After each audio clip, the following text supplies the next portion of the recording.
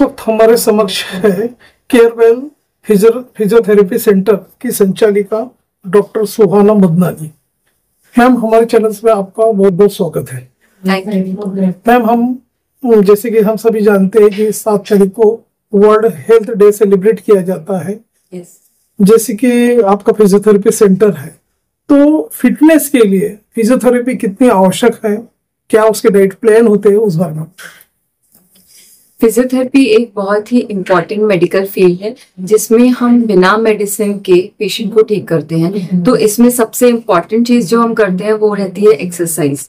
बहुत से मोडालिटीज भी होते हैं जो इलेक्ट्रोथेरेपी कहते हैं हम, और उसके अलावा कुछ मोबिलाइजेशन टेक्निक्स और एक्सरसाइजेस जिसे हम ओवरऑल रिहैबिलिटेशन कहते हैं। उसमें एक्सरसाइजेस इस तरह से की जाती हैं कि पहले पेशेंट का असेसमेंट होता है, हम समझते हैं कि प्रॉब्लम क्या है, उसके अकॉर्डिंग उनके एक्सरसाइज प्लान किए जाते हैं और ट्रीटमेंट्स प्लान होते हैं जो उन्हें फॉलो करने होते हैं। तो सबसे ज्यादा अभी जो प्रॉब्लम्स आते हैं पेशेंट्स को वो है पोस्चर से रिलेटेड, क्योंकि बहुत ज्यादा मोबाइल का यूज, बहुत ज्यादा लैपटॉप का यूज होता है आजकल। तो उस वजह से जितने घंटे वो लोग ज्यादा फोन यूज करते हैं उतना ही ज्यादा उनका पोस्चर बिगड़ता है। उस वजह से नेक में प्रॉब्लम आती है, और साथ साथ में शोल्डर कनेक्टेड है तो शोल्डर में भी इश्यूज आते हैं। अब स्टिफनेस इसीलिए क्योंकि वो मैक्सिमम टाइम एक जगह पे बैठे रहते हैं।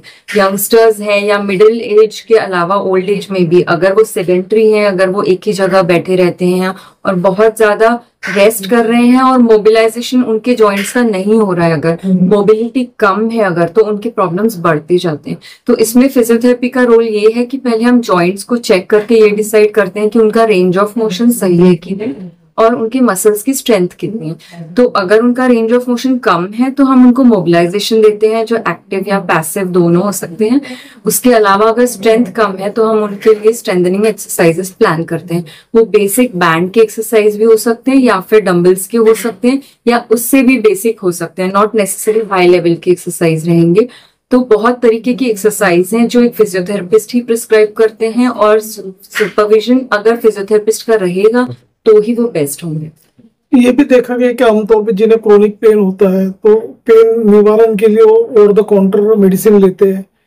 तो आप ये बताइए, एक्सरसाइज न करते हुए ये पेन की मेडिसिन लेते हैं विदाउट डॉक्टर कंसल्टेशन, तो उसका कितना दुष्परिणाम हो सकता है बॉडी को, उस बारे में बताइए।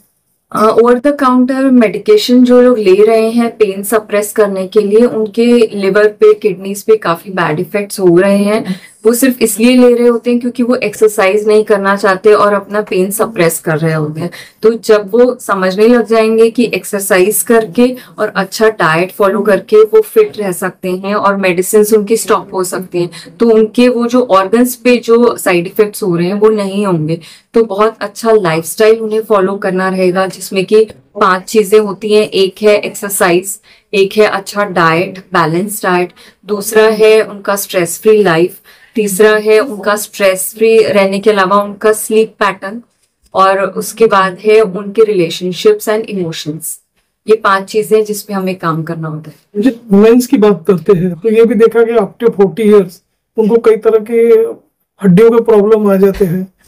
तो ये जो इफेक्ट जो होता है उनके बॉडी पे, खासतौर पर आर्थो का, तो ये किस तरह से होता है और उसको निवारण के लिए किस तरह के फिजियोथेरेपी की आवश्यकता होती है। बोन डेंसिटी कम होने लगती है 40-45 के एज के पास, मसल लॉस होने लगता है, मसल्स कम होने लगते हैं। तो जो एक्सरसाइज कर रहा है उसकी बॉडी में बोन ग्रोथ बेटर होती है।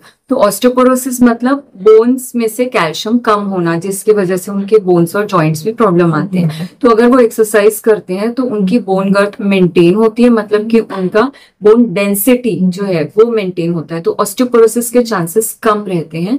और उसके अलावा अगर वो एक्सरसाइज कर रहे हैं तो मसल मास मेंटेन रहता है, जिससे कि उनका मेटाबॉलिज्म हाई रहता है, उनका फैट लॉस ऑटोमेटिकली हो रहा होता है, और जॉइंट्स जो हैं वो अच्छे से वर्क कर रहे होते हैं। तो जॉइंट्स जो है वो खुद वर्क नहीं करेंगे, मसल्स उनसे वर्क करवाते हैं। तो एक्सरसाइज से हम मसल्स को स्ट्रॉन्ग करते हैं ताकि जॉइंट्स अच्छे से काम कर सकें, चाहे वो नी जॉइंट हो या बैक के जॉइंट्स हो या शोल्डर जॉइंट्स। तो पैरालिसिस के जो केसेस होते हैं, जो अटैक आने के बाद जो आप कह रहे हैं, उसमें न्यूरो फिजियोथेरेपी होती है।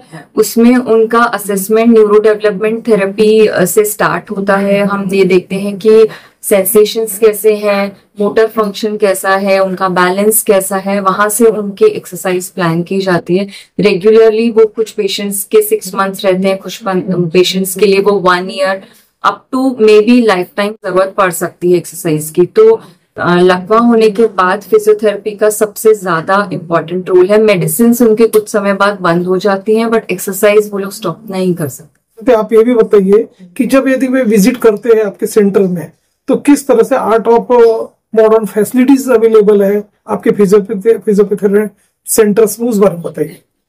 फिजियोथेरेपी के लिए जो फैसिलिटीज है हमारे यहाँ पे वो सारे मशीन्स हैं, जैसे IFT, TENS, diathermy, ultrasound therapy, CPM machine, ये इलेक्ट्रोथेरेपी मशीन्स हैं। उसके अलावा एक्सरसाइज की मशीन्स होते हैं जो स्ट्रेंथनिंग के लिए यूज होते हैं, बैंड्स होते हैं, डम्बल्स होते हैं।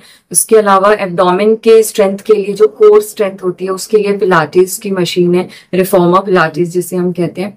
और स्टैमिना मेंटेन करने के लिए कार्डियो होता है, तो कार्डियो मशीन्स हम यूज करते हैं। इसके अलावा जो स्ट्रेंथ ट्रेनिंग की मशीन्स हैं, वो एडिशनल चीजें जो हम करवाते हैं वो होता है mat pilates, yoga and aerial yoga. ये सब कुछ हम नॉर्मल बॉडी वेट मेंटेन करने के लिए और साथ में उनके फिजिकल इश्यूज रिजॉल्व करने के लिए हम करवाते हैं ये सब, और साथ में डाइट प्लान देते हैं। तो आपका एक जनमानस में क्या मैसेज होगा? मेरा मैसेज ये है हर किसी के लिए कि अपनी लाइफस्टाइल बेहतर बनाएं। अगर आप लाइफस्टाइल बेहतर नहीं बना पाएंगे तो ज्यादा से ज्यादा आप मेडिसिन पे डिपेंडेंट होते जाएंगे।